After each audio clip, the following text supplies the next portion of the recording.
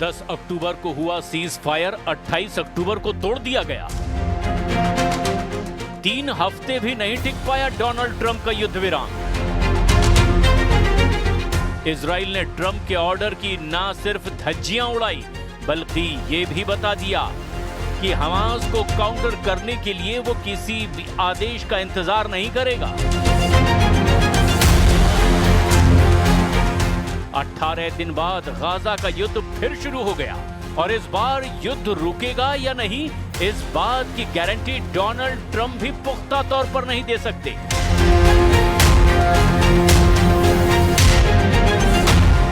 Gaza पर Israel की बमबारी में 100 से ज्यादा लोगों की मौत हुई है। हमेशा की तरह मरने वालों में बच्चों और महिलाओं की तादाद ज्यादा है। ये रिपोर्ट पश्चिमी देशों की न्यूज एजेंसी दे रही है। गाजा में युद्ध विराम तोड़े जाने की खबर 28 अक्टूबर की रात को आई, जब नेतन्याहू ने इजरायली सेना को एक ऑर्डर जारी किया। बेंजामिन नेतन्याहू ने कहा, गाजा पर पावरफुल स्ट्राइक की जाए क्योंकि हमास लगातार सीज फायर तोड़ रहा है, उसे सबक सिखाना जरूरी है। जब नेतन्याहू का ऑर्डर आया तो सबको एहसास हो गया कि अब गाजा में सीज फायर नहीं, डबल फायर होगा। गाजा फिर से जलने लगेगा। गाजा में यही हुआ। इजराइल की एयरफोर्स ने शुरू कर दी बहुत ही खतरनाक बमबारी। जो बम 10 अक्टूबर के बाद से गोदाम में रखे हुए थे वो गाजा पर फटने लगे।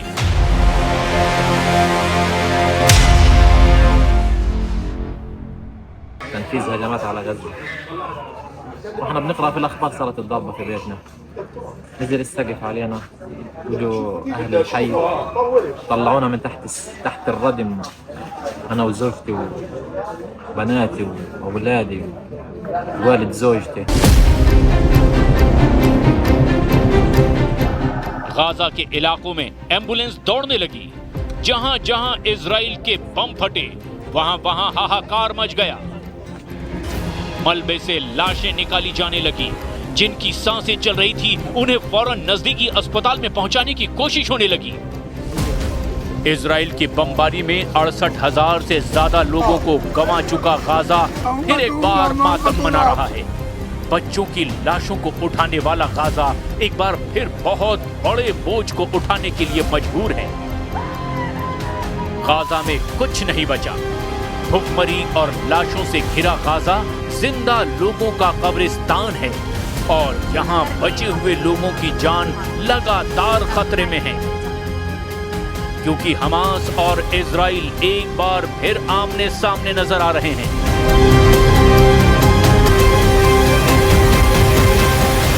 सीज फायर से पहले गाजा में 68,527 लोगों की मौत हुई।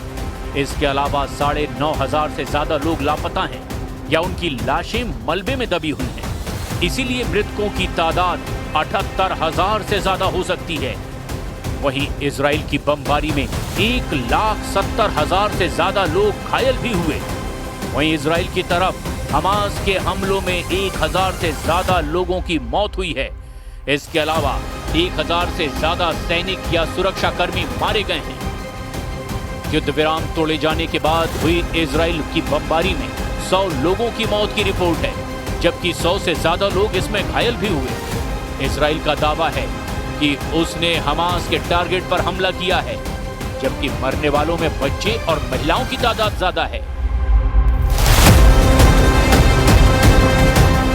हमास और इजराइल के बीच जारी सीज फायर कैसे टूटा, इसकी वजह एक इजरायली सैनिक की मौत बताई जा रही है, जिसका नेतन्याहू ने बदला लिया है। इजराइल का दावा है कि उसका एक सैनिक जो रफा के इलाके में तैनात था, उस पर स्नाइपर अटैक करके उसे मार डाला गया और ये काम हमास का है। नेतन्याहू ने सोशल मीडिया पर एक सैनिक की तस्वीर के साथ पोस्ट करते हुए लिखा कि इजराइल को उसकी मौत का अफसोस है। जब नेतन्याहू को पता चला कि गाजा में तैनाती के दौरान उनके एक सैनिक की गोली लगने से मौत हुई है, इसी के बाद नेतन्याहू ने गाजा पर हमले का ऑर्डर जारी कर दिया कि हमास को मिटा दिया जाए। हालांकि हमास ने इनकार किया है कि वो ऐसे किसी हमले में शामिल था। हालांकि उसने सीज फायर नहीं तोड़ा, लेकिन डोनाल्ड ट्रंप ने कहा कि इजराइल को बदला लेने का पूरा हक है।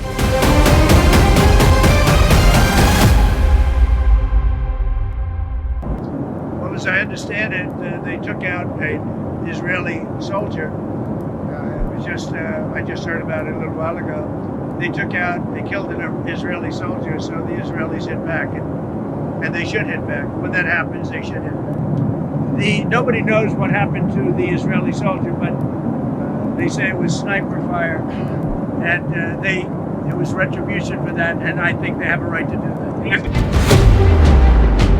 ट्रंप से खुला समर्थन मिलने के बाद नेतन्याहू ने भी कह दिया कि अब इजराइल बर्दाश्त नहीं करेगा। हमास के एक हमले का जवाब इजराइल 10 हमलों से देगा। जिस दिन नेतन्याहू ने गाजा पर दोबारा हमले का ऑर्डर दिया, उस दिन वो कोर्ट में भी हाजिर हुए, क्योंकि उनके खिलाफ भ्रष्टाचार का बहुत ही संगीन केस चल रहा है। उन पर यह भी इल्जाम लगता रहा है कि केस से बचने के लिए उन्होंने युद्ध विराम में जानबूझकर देरी की है। 2020 से चल रहे इस केस में पिछले 2 सालों के दौरान नेतन्याहू कई बार राहत की अपील कर चुके हैं। अब बड़ा सवाल ये है कि अब नेतन्याहू के गुस्से का सामना कर रहा गाजा किससे अपील करेगा? صارنا يمين في امان الله ما سمعنا الا حس القصف جيراننا هاي اللي استشهد اللي تصاب على اساس انه هدنا وعلى اساس انه خلص واخذوا الاسرى وخلصنا. وين العالم العربي والعالم الاسلامي باي لغه خطيبهم العالم العربي والعالم الاسلامي؟ युद्ध विराम के वक्त हमास ने इजराइल के बंधक छोड़े थे, वहीं इजराइल ने फिलिस्तीन के बंधक भी रिहा किए, यानी बंधकों की अदला बदली हो चुकी है। लेकिन फिर सवाल उठा कि बंधकों की अदला बदली के दौरान क्या भरोसे की अदला बदली भी हुई है, या गाजा में अगले दौर का असली युद्ध तो अब शुरू होने वाला है। इजराइल के नए हमले ने तस्वीर बहुत हद तक साफ कर दी है।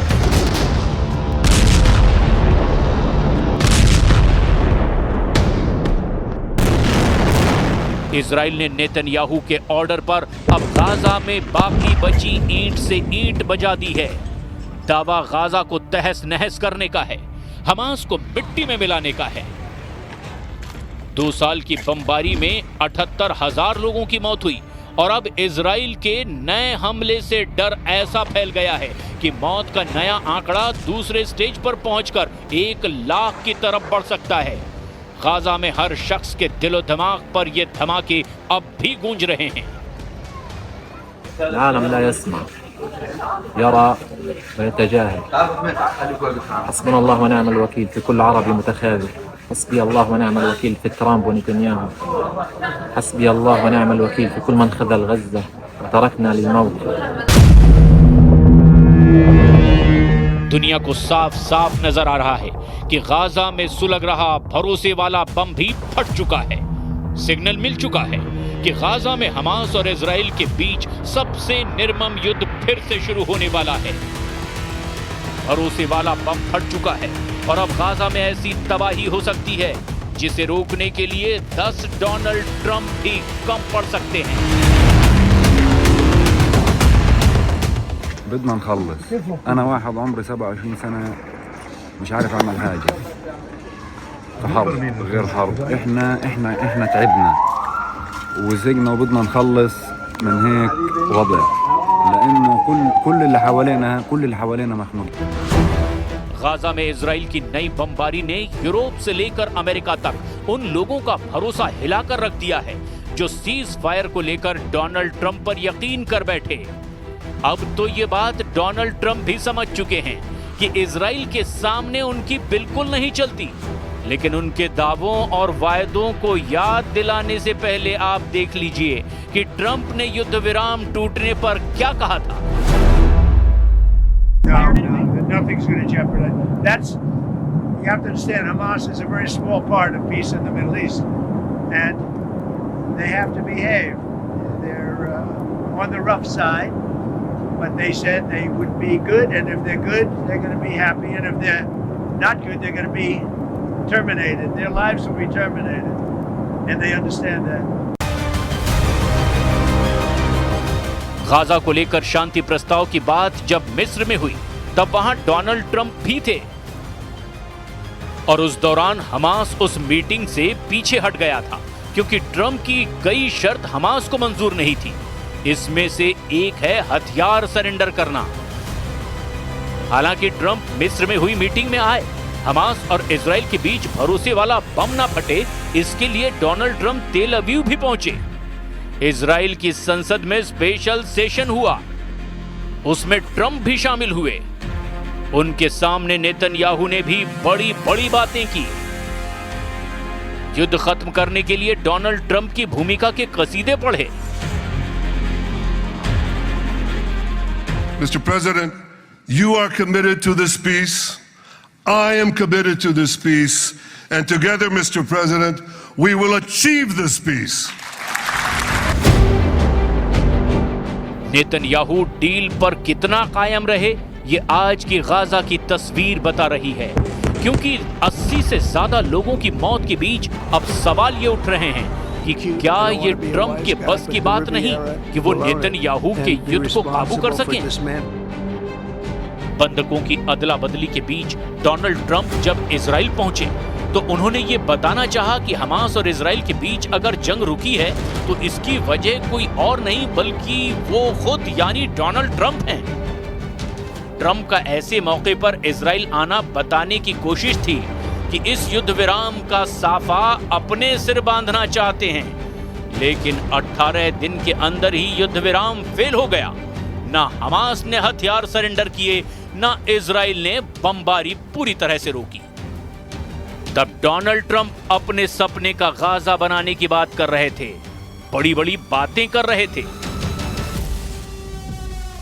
This is not only the end of a war, this is the end of an age of terror and death and the beginning of the age of faith and hope and of God. It's the start of a grand concord and lasting harmony for Israel and all the nations of what will soon be a truly magnificent region, I believe.